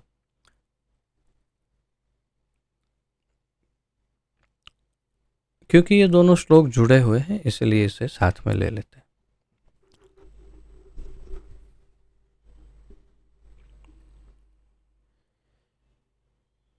यथा धर्मादयश्चार्था मुनिवर्यानुकीर्तिताः न तथा वासुदेवस्य महिमा यनुवर्णितः। यथा धर्मादयश्चार्था मुनिवर्यानुकीर्तिताः न तथा वासुदेवस्य महिमा यनुवर्णितः। थोड़ा थोड़ा संस्कृत यदि समझ में आ रहा हो तो बड़ा सरल श्लोक है, बहुत स्पष्ट अर्थ है। यथा धर्मादयश्चार्था, जैसे धर्म आदि का वर्णन किया, मुनि वर्यानुकीर्तिताः, जैसे आपने ये सब इसका वर्णन किया है।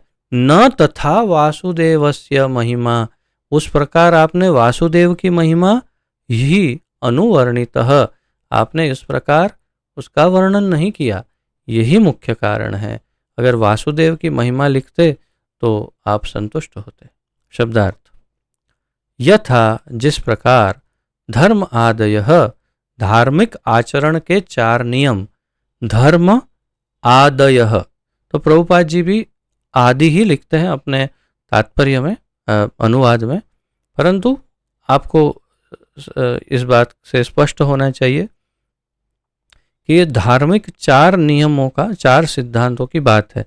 धर्म, अर्थ, काम और मोक्ष, इसकी यहाँ बात करें। धर्म आदय अर्थात धर्म, अर्थ, काम और मोक्ष, इसकी बात कर रहे हैं, जो हमारे अन्य आचार्यगण लिखते हैं।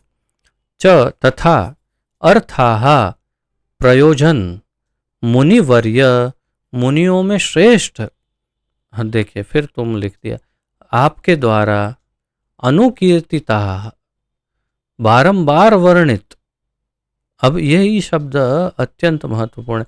जैसा कि श्रील जीव गोस्वामी या श्रील विश्वनाथ चक्रवर्ती आदि समझाते हैं, उस अनुसंधान में यदि देखें तो अनुकीर्तिताः शब्द ही सबसे महत्वपूर्ण है। क्यों? कीर्तिताः यानी वर्णन किया, वर्णित किया, लेकिन अनुकीर्तिताः अर्थात बारंबार वर्णन किया। तो आपने बारंबार बहुत कुछ वर्णन किया, भगवान का एकाध दो बार वर्णन किया। ऐसा नहीं कि बिल्कुल वर्णन नहीं किया। जैसे कुछ आचार्य श्रील विश्वनाथ चक्रवर्ती जैसे समझाते हैं कि नहीं, देखिए इस जगह पर थोड़ा वर्णन हुआ, यहाँ पर थोड़ा वर्णन किया, परंतु पूरा वर्णन नहीं किया या बारंबार वर्णन नहीं किया। तो मूल तत्व क्या है? जीव गोस्वामी इसका सार बताते हैं कि मूल तत्व है बारंबार वर्णन नहीं किया भगवान की कथा का, उनके गुणगान, उनकी दिव्यता, उनकी दिव्य लीलाएं, ये सब का बारंबार वर्णन नहीं किया। एक आध बार कहीं थोड़ा इधर थोड़ा उधर वर्णन हो गया, लेकिन वो पर्याप्त नहीं है। तो अनुकीर्तिताः बारंबार वर्णित, इसे हम थोड़ा इस शब्द को मार्क करते हैं ताकि आपका ध्यान रहे इस पर। न नहीं तथा उसी प्रकार वासुदेवस्य भगवान श्री कृष्ण का महिमा यश ही निश्चय ही अनुवर्णितः, इस प्रकार से निरंतर वर्णित, वही बात अनुकीर्तितः अनुवर्णितः यानी बारंबार वर्णन, बारंबार कीर्तन, बारंबार उनका वर्णन, ये महत्वपूर्ण है। इस प्रकार से निरंतर वर्णित, अनुकीर्तितः अनुवर्णितः, बारंबार उनका स्तुतिगान और बारंबार उनका वर्णन, ये नहीं है, इसीलिए आप संतुष्ट नहीं है। हे महामुनि, यदि अपि आपने धार्मिक कृत्य इत्यादि 4 पुरुषार्थों का विस्तार से वर्णन किया है, किंतु आपने भगवान वासुदेव की महिमा का वर्णन नहीं किया है। आपने धार्मिक कृत्य इत्यादि 4 पुरुषार्थों, 4 पुरुषार्थ कौन से हैं? धर्म अर्थ काम मोक्ष। पंचम पुरुषार्थ कौन सा है? भागवत धर्म ही पंचम पुरुषार्थ है, जिसका वर्णन पूर्ण भागवत में है, भगवान की भक्ति। तो ये 4 का विस्तार से वर्णन किया, बारंबार वर्णन किया, किंतु आपने भगवान वासुदेव की महिमा का वर्णन शायद यहाँ वहाँ थोड़ा बहुत किया होगा, लेकिन बारंबार और विस्तार से वर्णन नहीं किया, इसीलिए आप असंतुष्ट हैं। तात्पर्य, श्री नारद द्वारा किया गया निदान तुरंत घोषित कर दिया जाता है। श्री नारद मुनि ने तुरंत निदान कर दिया। जैसे कि डॉक्टर, कोई स्पेशलिस्ट डॉक्टर के पास आप जाते हैं या कोई सामान्य डॉक्टर के पास जाते हैं, तो क्या अंतर होता है? किसी सामान्य डॉक्टर के पास जाते हैं, वो काफ़ी अलग अलग प्रकार की जांच करके फिर बताते हैं कि मुझे थोड़ा डाउट है कि ये ऐसा होगा, आप ऐसा करिए, उस स्पेशलिस्ट को दिखाइए। जैसा ही स्पेशलिस्ट के पास जाते हैं, आपको पूछते हैं हाँ क्या हो रहा है, ये अच्छा आपको ये हुआ है, ठीक है चलिए टेस्ट कर लेते हैं। तो कैसे पता चला? इतने अनुभवी हैं कि उन्होंने 1-2 प्रश्न पूछे और समझ गए कि इनको ये हुआ है। इसी प्रकार नारद मुनि इतने अनुभवी हैं कि उन्होंने वेद व्यास जी के 2-4 वाक्यों से समझ लिया और तुरंत ही निदान करके घोषित कर दिया। क्या कह दिया? कि आपने वासुदेव का वर्णन नहीं किया, इसलिए आप दुखी हैं। व्यासदेव के विषाद का मूल कारण उनके द्वारा पुराणों के विविध संस्करणों में जानबूझकर भगवान की महिमा के वर्णन की उपेक्षा करना थी। ये अति विशेष व्याख्या यहाँ प्रभुपाद जी कर रहे हैं। कुछ ऐसा लिख रहे हैं जो बहुत ही आश्चर्यजनक है, इस पर बहुत ही पढ़ करके बहुत ही आश्चर्य होता है कि ऐसा क्या लिख रहे हैं। व्यासदेव के विषाद का मूल कारण उनके द्वारा पुराणों के विविध संस्करणों में जानबूझकर भगवान की महिमा का वर्णन नहीं के उपेक्षा करने का था थी। अर्थात उन्होंने अलग अलग पुराण 18 पुराण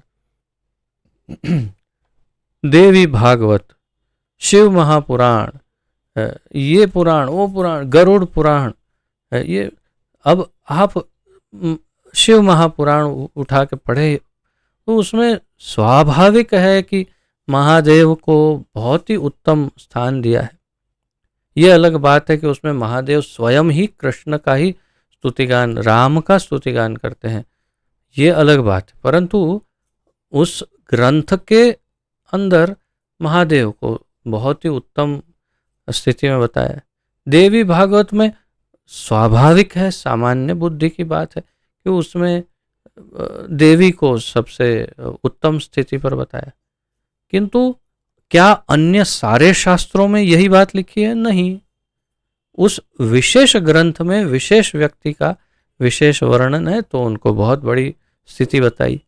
परंतु अन्य सारे शास्त्रों में 4 वेद, 18 पुराण, 108 उपनिषद, फिर ब्रह्म सूत्र, श्रीमद् भागवत, महाभारत, भगवद गीता, रामायण, संहिताएं, इन सभी में क्या किसे परम बताया है? तो इन सभी में अगर हम निचोड़ के रूप में देखें तो एकदम स्पष्ट रूप से कृष्ण ही परम भगवान है, ये स्पष्ट है।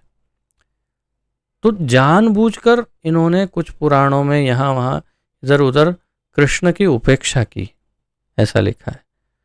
यद्यपि उन्होंने सामान्य ढंग से भगवान श्री कृष्ण की महिमा का वर्णन किया है, किंतु उतना नहीं जितना कि धर्म, अर्थ, काम तथा मोक्ष का वर्णन किया है। और कहीं ना कहीं सब में कृष्ण का थोड़ा बहुत वर्णन, या तो नारायण या कृष्ण किसी एक रूप में उनका कुछ ना कुछ वर्णन है कहीं ना कहीं, लेकिन पर्याप्त नहीं है, थोड़ा सा वर्णन है, आंशिक। ये चारों पुरुषार्थ भगवान की भक्ति की तुलना में अत्यंत निकृष्ट हैं। तो ये चारों पुरुषार्थ जो है वो भगवान की भक्ति की तुलना में बहुत तुच्छ है।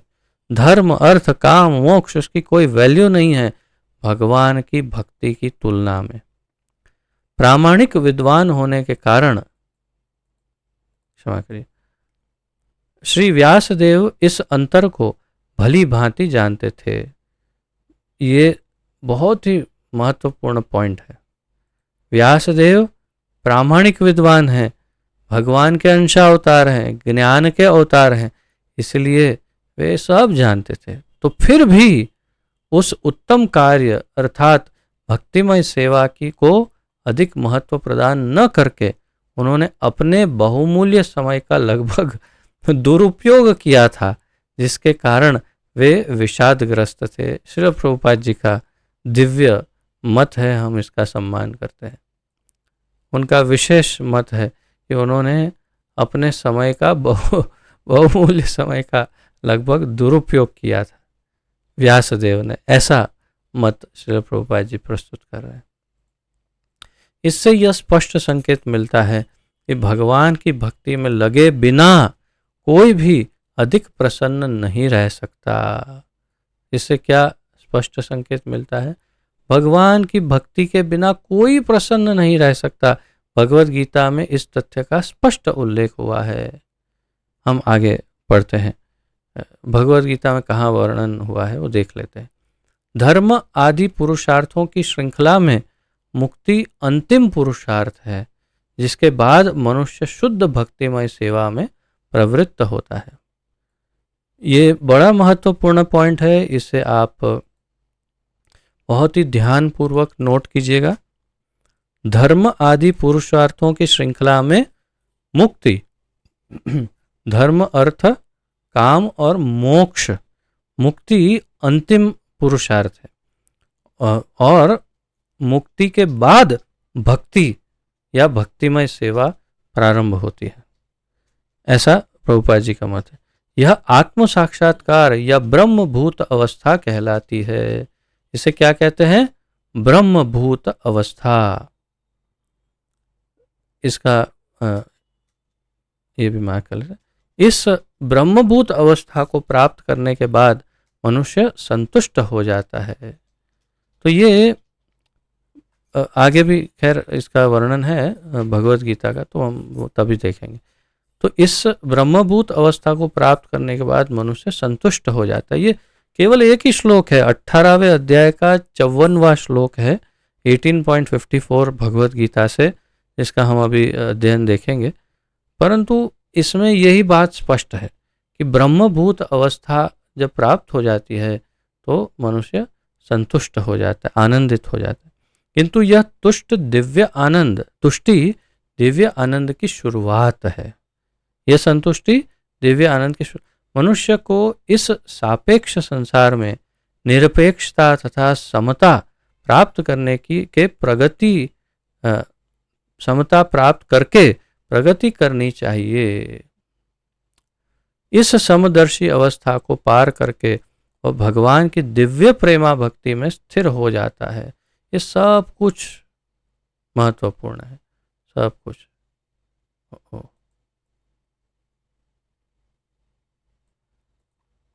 तो इस यहाँ से लेकर यहाँ तक सब कुछ। और भगवत गीता में भगवान का यही उपदेश है। निष्कर्ष यह है कि ब्रह्मभूत अवस्था बनाए रखने तथा दिव्य अनुभूति की मात्र, तो ये बाद में पढ़ते हैं, पहले अब भगवत गीता का वो श्लोक पढ़ते हैं।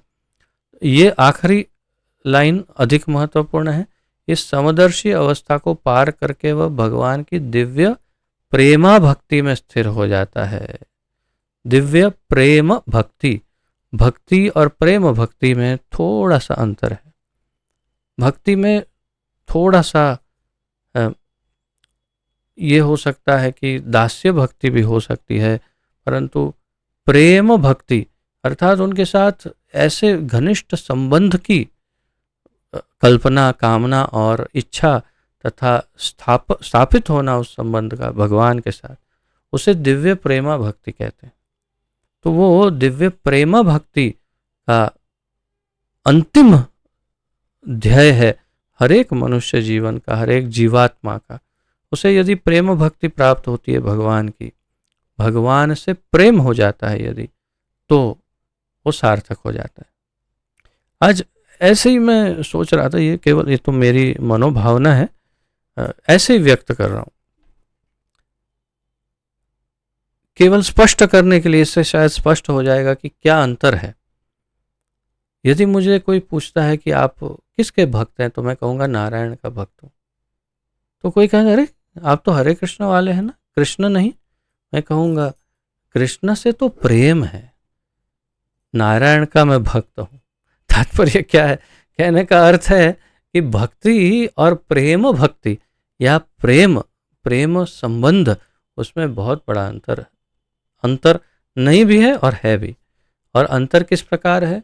सिंपल सामान्य भक्ति जो है वो प्रारंभिक स्तर में हो सकती है, जिसके अंदर औपचारिकता, वैधि भक्ति आदि हो सकता है, परंतु प्रेम भक्ति या अर्थात भागवत धर्म जो है उसमें संबंध स्थापित होता है भगवान के साथ। और इसीलिए हमारे पूर्ववर्ती आचार्यों ने संबंध, अभिधेय और प्रयोजन, इस 3 स्तर में इस भक्ति को समझाया। और वास्तव में प्रयोजन जो है वो प्रेम भक्ति है, अर्थात प्रेम भक्ति को प्राप्त करना। भगवत गीता में ये जो श्लोक है आपके सामने स्क्रीन पर है। ब्रह्मभूत प्रसन्नात्मा न शोचति न कांक्षति समः सर्वेषु भूतेषु मद भक्तिम लभते पराम। ब्रह्मभूत प्रसन्नात्मा, ब्रह्मभूत अवस्था में सदैव प्रसन्न रहता है जीवात्मा। न शोचति, कभी भी कोई खेद, दुख, कोई विषाद नहीं होता। न कांक्षति, कोई इच्छा, कोई तीव्र कामना नहीं होती उसकी। सम सर्वेषु भूतेषु, सभी जीवों के प्रति एक समान भाव होता है। लेकिन मद भक्तिम लभते पराम, परंतु मेरी जो भक्ति है, और यहाँ प्रभुपाद जी इसका अनुवाद किस प्रकार करते पढ़ते हैं, इस प्रकार जो दिव्य पद पर स्थित है, अर्थात जो ब्रह्मभूत अवस्था में, वह तुरंत परब्रह्म का अनुभव करता है और पूर्णतया प्रसन्न हो जाता है। वह न तो कभी शोक करता है, न किसी वस्तु की कामना करता है। अर्थात जो मैंने शुरुआत में कहा, एक भक्त सदैव प्रसन्न रहता है, सालों साल तक कभी दुख नहीं आता, ये निश्चित है। वह प्रत्येक जीव पर समभाव रखता है, प्रत्येक जीव पर समान भाव रखता है। उस अवस्था में वह मेरी शुद्ध भक्ति को प्राप्त करता है। मद भक्तिम लभते पराम, तब वो मेरी शुद्ध भक्ति प्राप्त करता है। अर्थात पहले वो ब्रह्मभूत अवस्था में आता है, वो प्रसन्न हो जाता है, शोक नहीं करता, किसी वस्तु की कामना नहीं करता, सभी के प्रति एक समान भाव देखता है। उसके बाद उसे मेरी शुद्ध भक्ति प्राप्त होती है। तो अर्थात ये यहाँ स्पष्ट हो जाता है कि प्रारंभ में ये सब है और अंत में भक्ति, और उसके अंत में प्रेम भक्ति। भगवत गीता में भगवान का यही उपदेश है। निष्कर्ष यह है कि ब्रह्मभूत अवस्था बनाए रखने तथा दिव्य अनुभूति की मात्रा को बढ़ाने के लिए नारद जी ने वेद व्यास जी को प्रोत्साहित किया कि वे भक्ति मार्ग का उत्साहपूर्वक बारंबार वर्णन करें, इससे उनका सारा विषाद मिट जाएगा। ये निष्कर्ष ही महत्वपूर्ण है कि बारंबार किसका वर्णन करें।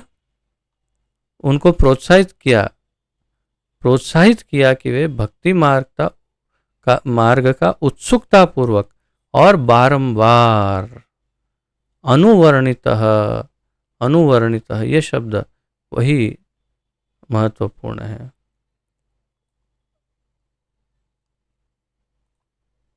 व्यासदेव को प्रोत्साहित किया कि उत्साहपूर्वक बारंबार शब्द के लिए अनुवर्णितः या अनुकीर्तितः, बारंबार भक्ति मार्ग का वर्णन करे, तब जाकर के उससे उनका सारा विषाद मिट जाएगा, उनका विषाद तभी मिट पाएगा। इति। तो इस प्रकार आज यहाँ पर 9वां श्लोक, मुख्य रूप से 2 श्लोक ऐसे कि जिसमें नारद मुनि ने स्पष्ट कर दिया कि क्या कारण है आपके विषाद का, ये स्पष्ट हो गया। और अब आगे इसका अधिक वर्णन करते रहेंगे। यदि आपका किसी का भी इस विषय पर, इस अनुसंधान में कोई प्रश्न, उत्कंठा, जिज्ञासा, कोई टिप्पणी, सुधार, सुझाव आदि हो तो प्रस्तुत कर सकते हैं। आप सबका स्वागत है।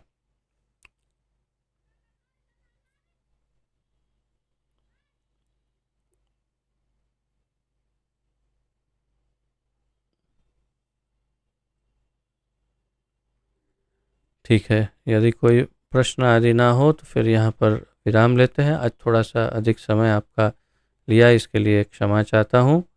पतित पावन जगत गुरु श्रील प्रभुपाद की जय।